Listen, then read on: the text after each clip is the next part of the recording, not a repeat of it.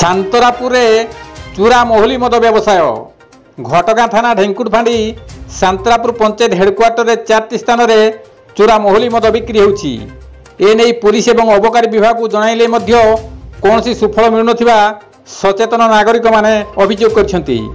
पंचायत छकरे मदुआ लीलार भिजुआल मध्य देखंतु। एणु प्रशासन एथिप्रति दृष्टि देबाकू ग्रामवासी दाबी करछंती। कविंद्र राउत का रिपोर्ट, केडी न्यूज।